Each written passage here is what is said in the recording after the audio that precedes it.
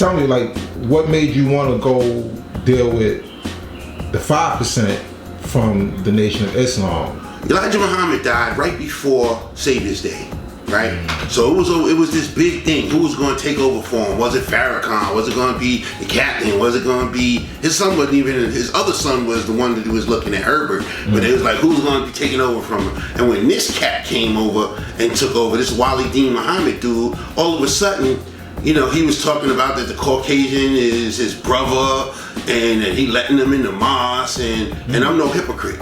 You know, I've been teaching that the Caucasian is the devil, so how I'm gonna turn around and say that he my brother and that he's on equal footing with me, that he's God, or really original black people. He's not the original black people, so I could not be a hypocrite, so I refused, right? So then finally when Savior's Day... This is at 15 now. This is at 14. 14. So finally when Savior's Day came, right?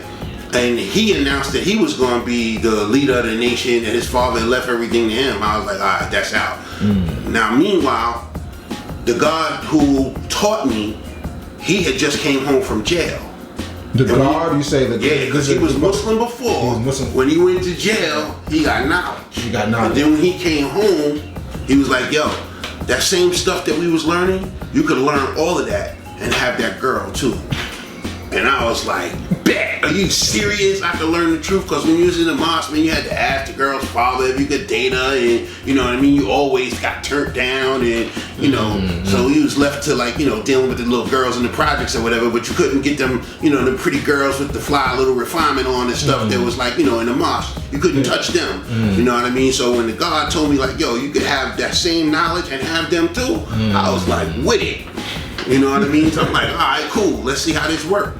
You know what I mean? And then he took me in the stairway, because that's how he was in the projects. He just took me in the stairway and he introduced me to mathematics. So he took me through the mathematics from knowledge to born. He explained some of the alphabets to me.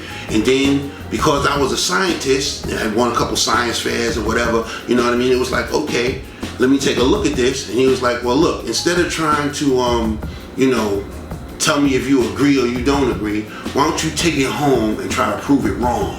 So he told me that, you know, knowledge means to know, wisdom means to speak, understanding means to see, right? If you know what you're talking about, you can make somebody see. So 1 + 2 = 3, right? He said, where does words come from? When you are aware of your own knowledge, when you know what you know, then what you say makes sense. So knowledge plus knowledge equals wisdom. And then he was just taking me through these relationships between knowledge, wisdom, understanding, and knowledge, wisdom, understanding all being born to equality. He said equality means to be equal in everything. That means equality means to be equal, and equality also is everything, because you can't show me nothing that's not knowledge, wisdom, and understanding, right? And so I was like, what do you mean by that? He was like, either it's metaphysical, meaning you can't grab it in your hand, it's physical, that you can grab in your hand, or it's both.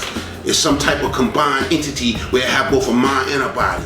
And I was like, and he was like, so show me something in the universe, anything, anywhere, that's not either mental, physical, or alive.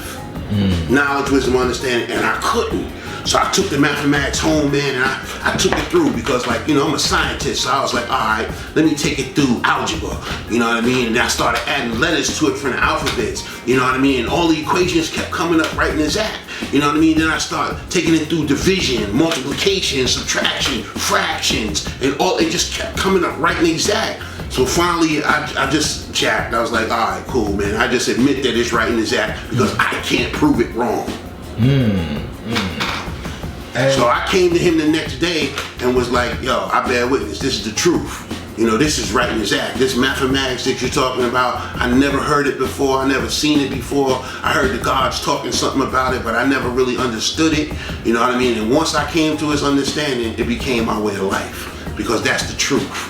And how long did it take to really like dawn on you that it's overnight?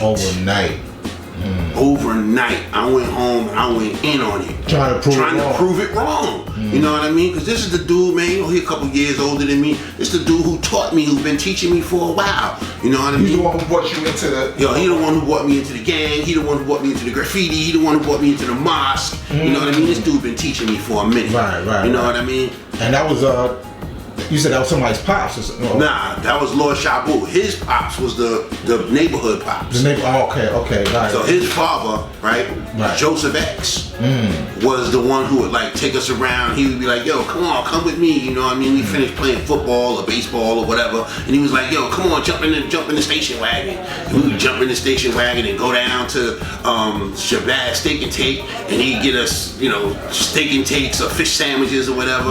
You know what I mean? He'd go down there powwow with his brethren from the mosque or whatever. You know what I mean? And he'd take us to the mosque and we'll go sit down and listen. You know what I mean? Separate the men from the girls. What kind of mess is that? You know what I mean? All of that. You know, but the truth was, when I finally got to the point where I understood knowledge of self, I recognized the flaws in that way of life. Right. You recognize the flaws. I recognized the flaws in being a Muslim. If Mecca did this.